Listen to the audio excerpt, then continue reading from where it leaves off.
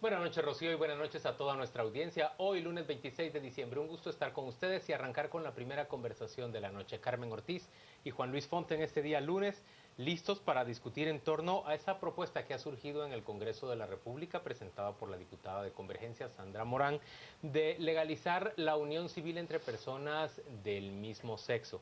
Nos acompañan para tratar el tema Carlos Romero. Él es secretario ejecutivo de la Red Nacional de Diversidad Sexual. Y está con nosotros también Raúl Romero, él es diputado del partido Fuerza. A ambos tocayos en apellido, gracias por estar con nosotros, bienvenidos a las 8:45 y Carmen arranca esta conversación. Buenas noches.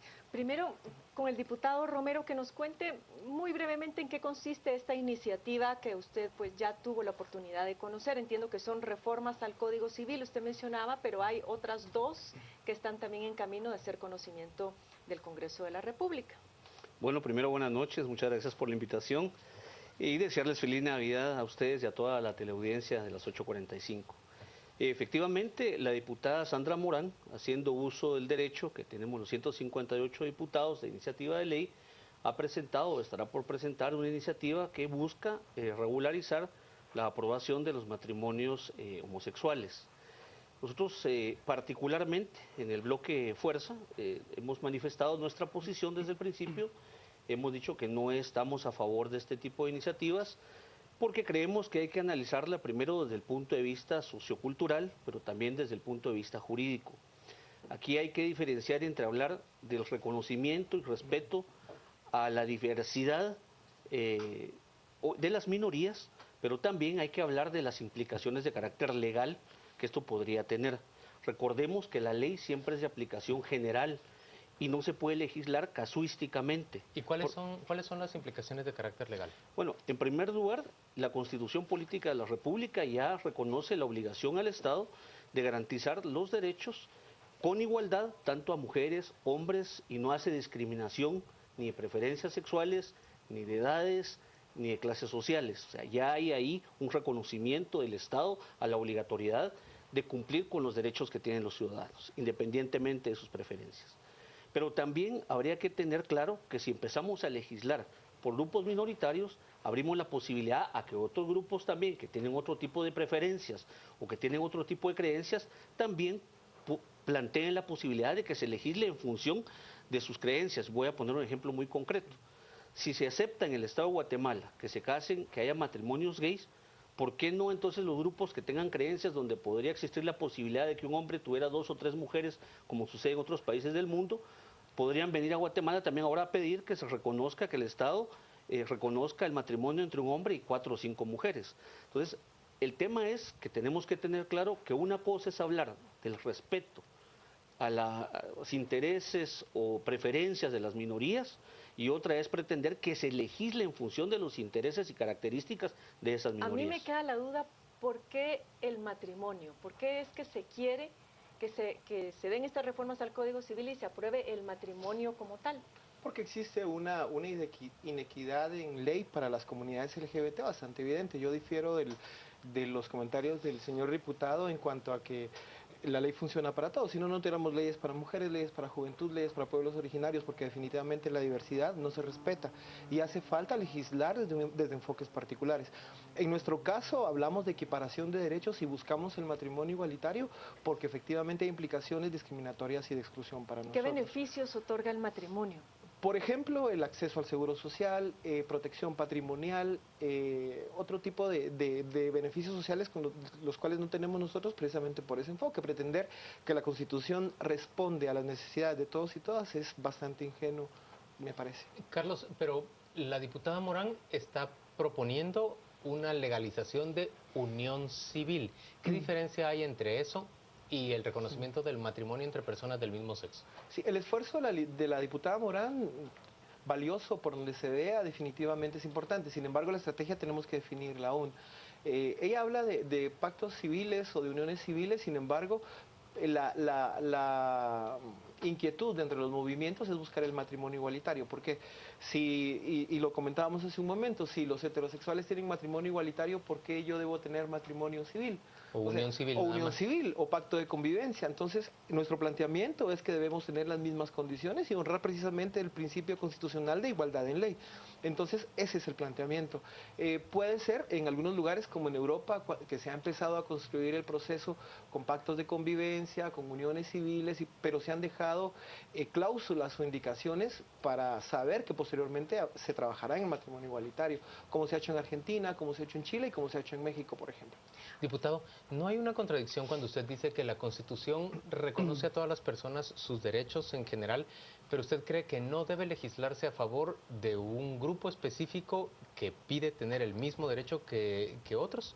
Sí, lo que pasa es que hay que tener bien claro la diferencia entre legislar en temas muy específicos o particulares, como por ejemplo se ha hecho en el caso de la mujer cuando se establece la ley de feminicidio, que lo que busca es evitar precisamente el maltrato a la mujer, que en Guatemala hemos visto casos como el caso de Sicavisa, Cristina Sicavisa, por ejemplo, pero que se busca la solución a un problema concreto. Otra cosa muy distinta es cuando se pretende legislar en función casi de crear una comunidad con una característica independiente, con su propia normativa legal, cuando no podemos tener procesos paralelos y procedimientos paralelos a los que ya establece la ley, porque entonces podríamos empezar a generar antecedentes para que tengamos normativas legales específicas para cada grupo o cada grupo minoritario. Y por eso vuelvo a insistir en que no podemos tener leyes particulares en ese sentido, porque el matrimonio ya está establecido el concepto jurídico en toda la normativa legal guatemalteca vigente. Entonces tendríamos que reformar desde el concepto de matrimonio, desde el concepto de hombre y mujer, para poder llegar a los procesos que está planteándose, por ejemplo, en esta iniciativa de ley. Más allá del concepto, vayamos al fundamento. El fundamento del matrimonio, desde el punto de vista legal, pues puede ser uno, social, cultural y religioso. Carlos, ¿cuál es para usted el fundamento de la institución del matrimonio? Derechos, ejercicio ciudadano y punto. Yo quisiera apelar a dos cuestiones aquí muy puntuales. Quisiera leer textualmente el apartado de aptitud del artículo 81 del Código Civil que dice, para contraer matrimonio, la mayoría de edad determina la libre aptitud para contraer matrimonio. Sin embargo, puede contraerlo el varón mayor de 16 años y la mujer mayor de 14, siempre que medie la autorización que determinan los artículos siguientes. Y apelo también al principio de progresividad de los derechos humanos. Pretender que este Código Civil, hecho en los tiempos de Peralta Zurria, si no estoy mal, aún funciona para los requerimientos y retos de una sociedad moderna, me parece a mí bastante estrecho, me parece bastante limitado, y creo que es un ejercicio, no solamente para nosotros y nosotras como personas LGBT, sino para la sociedad en general. Es una sociedad moderna, Sí, Carlos, efectivamente, usted, que la ley responda define? para todos y todas, y no solamente para esta generación pasada que ve la vida de manera bien particular y que no responde efectivamente a la necesidad que tenemos todos y todas. Carlos, y cuando leías ese artículo del Código Civil que hablaba de la aptitud de las personas para contraer matrimonio, ¿por qué te referías específicamente a eso en esta discusión? Porque efectivamente aquí habla de personas y no dice hombres y mujeres. Aquí habla de personas. Y efectivamente, señor diputado, nosotros no queremos leyes particulares, lo que queremos es tener acceso a lo que usted tiene, a lo que tiene Carmen y a lo que tiene Juan Luis, matrimonio igualitario. No estoy pidiendo que se legisle a favor mío, simplemente que se adecúe el Código Civil para que yo pueda acceder a los derechos que todos y todas, o la mayoría de guatemaltecos y guatemaltecas tienen. Señores, vamos a hacer una pausa y vamos a permitirle al diputado que vuelva para contestarnos exactamente cuál es su visión respecto, primero, si hay una problemática o no en las parejas de personas del mismo sexo, si ellas deberían o no tener derechos, por ejemplo, de sucesión entre sí o derechos de beneficiarse del seguro social de la otra persona. Y, por supuesto, vamos a tomar también las preguntas y los comentarios que ustedes tengan expresados por medio de las redes sociales. Ya venimos.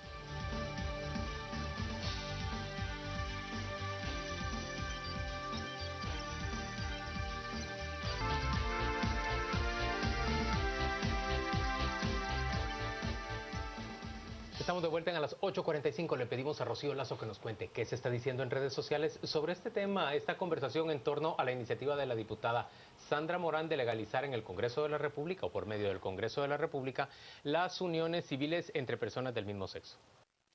Gracias, Juan Luis. Podemos ver mucha molestia a través de nuestras redes sociales. Tenemos ya algunos comentarios de nuestros televidentes.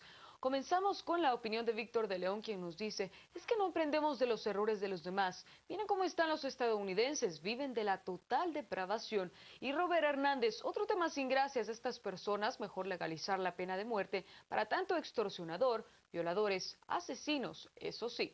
Esos son los comentarios que tenemos para ustedes a través de nuestro Facebook y Twitter. Regresamos. Gracias, Rocío. Y continuamos con esta conversación. Habíamos dejado al diputado Romero con la palabra en la boca, en concreto. ¿Cómo resolver la problemática? ¿A eso se refería usted en el caso, por ejemplo, de las leyes específicas para combatir la violencia de las mujeres? En el caso de parejas del mismo sexo que aspiran a tener los mismos derechos que el resto de personas en materia de sucesión. Sí, Juan Luis, efectivamente. Yo primero quería señalar que cuando el amigo hace la lectura del artículo que señaló, efectivamente el artículo dice el varón mayor de 18 años y la mujer de 14 años. O sea, sí se hace la diferencia entre hombre y mujer. En segundo lugar, que yo creo que es importante aclarar, es que hay que ver un enfoque serio con una visión mucho más profunda que solo el aspecto legal. Porque aquí hemos hablado solo de las implicaciones legales y jurídicas y los derechos jurídicos que esto tiene, pero también hay un elemento muy importante que es el sociocultural. Nosotros no podemos dejar de lado muchos de los principios y valores con los que hemos crecido como sociedad y muchas de las creencias, en algunos casos religiosas y en otros casos de valores con los que la familia guatemalteca se ha venido desarrollando muchos años. Pero además yo creo que hay algunos elementos también de carácter histórico que nos ha ayudado un poco a ir definiendo en un marco social, en un marco político, en un marco jurídico, el tema del matrimonio gay. Yo invitaría, por ejemplo, a leer el libro de Federico Engels, El Estado, la Familia y la Sociedad, donde vamos a encontrar por qué el concepto importante de la familia, cuál es el concepto y visión de la familia, hombre, mujer, y en dónde se da el origen del tema de matrimonio, con las implicaciones jurídicas o beneficios o responsabilidades que esto implica. En este sentido, yo sí creo que el argumentar que el matrimonio se busca a nivel de las personas con preferencias sexuales del mismo sexo, por cuestiones eminentemente jurídicas, patrimoniales, no es del todo convincente. ¿Por qué? Porque también hay muchos de esos derechos que no necesariamente se pueden adquirir solamente a través del concepto de matrimonio. Podría haber una unión de hecho, podría haber un documento privado que garantizara, por ejemplo, Pero el ICS, por ejemplo, le reconocería, vía un documento privado, le reconocería el ICS el derecho de quedarse con la pensión del cónyuge es un tema importante porque lo primero que tendríamos que tener es un censo para identificar cuánta es la población homosexual en Guatemala, por ejemplo. Porque tenemos que saber cuánta de esa población, por ejemplo, accede al ICS, cuánta de esa población está dentro de la economía legal o informal. ¿Cuántos de ellos se quieren casar? Todos de ellos se quieren casar, o pero si yo no, o sea, esos elementos son importantes. Aunque fuera una sola persona, si hay inequidad de ley, el Estado debe responder para que viva con las mismas condiciones que el resto de gente. Seamos 5, seamos 10 o seamos 20. Entonces, me parece un argumento bastante simplista. Creer que hay un solo modelo de familia me parece también un poco... Esa era mi siguiente pregunta, Carlos. A través de esta modificación al Código Civil, ¿se aspiraría a que los matrimonios igualitarios pudieran acceder a la adopción de niños? Creo que son dos cosas diferentes. Probablemente hay algunos de nosotros que querramos casarnos y acceder a las adopciones. Probablemente algunos no querramos ni una cosa ni la otra. Y probablemente algunos querramos alguna de las dos. Esa es una cuestión que no sabemos. Pero no van amarrados, no va implícita la adopción cuando hablamos de matrimonio igualitario. Entonces, reconocer la unión civil no significa aprobar, por ejemplo, la adopción de niños. No necesariamente, son cuestiones diferentes. Yo creo que son cuestiones diferentes y para nosotros también es estratégico el diferenciar y marcar distancia porque efectivamente es el petate del muerto con los que los conservadores asustan al resto de la gente. Carlos, pero en el inicio la discusión se plantea en torno a que se cree que se pone en riesgo, las personas más conservadoras piensan que se pone en riesgo el concepto de familia en sí mismo cuando se aprueba la unión entre personas del mismo sexo. ¿Cómo responde a eso? No puedo evitar recordar el tuit de Iván hoy en la mañana cuando hablaba sobre la gente que cómo podían estar invocando el Está nombre de hablando Dios. de Iván Velázquez. Iván Velázquez, de cómo la gente estaba recurriendo al nombre de Dios mientras seguían arrasando con el Estado. Y es efectivamente, como decía mi abuela, la gente aquí tiene los pies en el lodo y el grito en el cielo. Creer que la gente es ignorante o que la gente tiene un modelo tan limitado de familia o que es tan conservadora, la media de todos los guatemaltecos, creo yo que es bastante arrogante por parte del señor diputado. Creo yo que esta sociedad ha evolucionado, hay un rompimiento generacional que efectivamente reconoce la diversidad, crece en la diversidad y que reconoce efectivamente que estamos hablando de equiparación de derechos y efectivamente hay implicaciones sociales y culturales, pero ni la sociedad ni la cultura son estáticas, efectivamente son organismos vivos, son dinámicos y me parece a mí que pretender que es la misma sociedad y la misma cultura de hace 50 años me parece bastante reducido. Diputado, pero usted sí cree representar a la mayoría cuando adversa el reconocimiento de la unión civil. Bueno, yo en ningún momento he dicho representar a una mayoría o a una minoría. Yo lo que creo es que efectivamente existe una dinámica social y política que implica no solo que la normativa legal y las instituciones deben de irse modernizando para efectivamente dar respuesta a las demandas de las sociedades, pero bajo ese argumento también vuelvo al tema que dije. Cualquier modificación o cualquier ley que se pretende aplicar, el principio es saber cuánta es la población que va a ser beneficiada o afectada. Entonces, en principio lo que tendríamos que tener con mucha claridad es saber a cuánto asciende la población guatemalteca que es homosexual, sean hombres o mujeres, para saber cuántos van a ser los beneficiarios en determinada ley. Ese es un principio en la administración, en la política y legal. O sea, si no tenemos esos datos, no podemos legislar. Entonces, porque precisamente por legislar solamente con argumentos muchas veces populistas, se han hecho leyes que lejos de solucionar problemas lo que hacen es generar problemas. No entiendo el punto. Entonces, digamos que a partir de que representen cierto porcentaje de la población, ¿conviene legislar? ¿O cuál es el punto? Yo tampoco entiendo el punto, porque efectivamente hace un momento estaba el caso Sicaviza y es un caso, es emblemático. Bueno, por supuesto. Es emblemático, pero hay muchísimos casos de violencia contra mujer. Adelante, diputado. O sea, son dos temas diferentes y vuelvo a repetir. Uno es el estar claro en el respeto a la diversidad y a las preferencias, y otro es pretender que se legisle y se hagan normas jurídicas para grupos en particular. Yo sí creo que tenemos que respetar el principio republicano, que no es cuestión de preferencias sexuales ni ideológicas, de la aplicación general de la ley. Entonces, ¿usted cree que no todos deberían poder registrar su unión civil? Yo creo que sean dos hombres, sean dos mujeres. Yo lo que creo es que tenemos que tener claro cuál es el concepto de matrimonio. ¿Cuál es el concepto que está establecido en la ley? El matrimonio se dice que es entre un hombre y una mujer. Pero la diputada ese es matrimonio. no está proponiendo el matrimonio, sino la legalización de unión civil. Bueno, es que la unión civil puede ser hasta entre dos socios. O sea, no necesariamente es el concepto de matrimonio, y eso es lo que tenemos que tener claro. ¿Qué es lo que se busca? Si hablar de matrimonio o hablar simplemente de un reconocimiento de una relación interpersonal en la que lo que se busca es garantizar ciertos derechos de carácter económico o patrimonial. Porque eso no necesariamente implica el tema del matrimonio. Si fuera así, ¿usted sí estaría de acuerdo? Mire, le estamos discutiendo la iniciativa que actualmente es la que se pretende plantear, civil, que no es matrimonio. unión civil. Ahora entiendo que el amigo sí está hablando del tema de matrimonio, si no me equivoco. El argumento de él es una que aspiración. Efectivamente, nuestro planteamiento es la igualdad en ley. O sea, sí hablan de Entonces, matrimonio. y repito, si usted tiene matrimonio, ¿por qué yo no puedo tenerlo? Y yo debo tener pacto de convivencia o unión civil, si me lo explica. Ahora, yo quisiera anticiparme, porque se nos está acabando el tiempo, ¿cómo perfilan o cómo anticipan ustedes esa correlación de fuerzas en el Congreso? Las personas han dicho que por qué poner a discusión este tipo de temas que únicamente polarizan y dividen. Grandes discusiones han habido en los países en donde estas iniciativas han llegado a sus congresos, pero ustedes lo ven como algo negativo, ¿y cómo anticipan esa respuesta por parte de los parlamentarios? Yo creo que la correlación de fuerzas es desigual y reconocemos la influencia de grupos de poder y el conservadurismo de los políticos en el país. Sin embargo, creemos que como sociedad nos debemos este debate y nos debemos este reconocimiento también entre quienes integramos Guatemala. No solamente un grupo, sino que efectivamente somos bien diversos y bien diferentes. Yo creo que independientemente si lo aprobamos o no, nos enriquecerá el poder conocernos, reconocernos y saber que no somos todos y todas iguales, que hay diferentes expresiones, que tenemos diferentes necesidades, que tenemos diferentes enfoques, dinámicas de convivencia y un millón de variables diferentes. Entonces, yo creo que eso enriquece y es valioso. Le pido al diputado que cierre esta conversación respondiendo, usted que ha visto ya la aprobación incluso del reconocimiento del matrimonio entre personas del mismo sexo en diferentes países, ¿Ve consecuencias negativas en esos países que le hacen temer lo mismo para el país? Bueno, de hecho hay países que han dado marcha atrás, lo han aprobado y luego han dado marcha atrás, como el caso, por ejemplo, de Canadá. Ahora, en todo caso, yo sí quiero decir algo. Creo que es bien importante, efectivamente, como lo señalaba Carlos. Yo creo que esta octava legislatura ha cumplido con la responsabilidad de discutir temas polémicos que generan debate y discusión, como este, por ejemplo.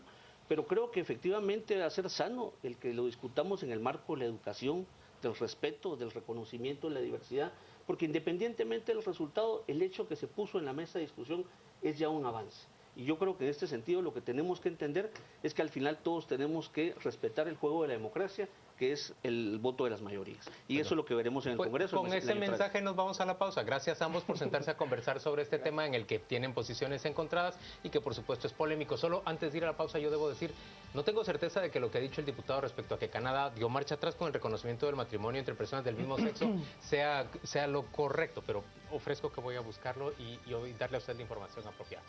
Vamos a la pausa comercial, volvemos dentro de muy poco para hablar de otro tema no menos polémico. Vamos a hablar de esa resolución del Consejo de Seguridad de Naciones Unidas sobre Israel, sobre los asentamientos en territorio ocupado por Israel, que al no ser vetado por Estados Unidos ha desatado una auténtica polémica. Muchas gracias.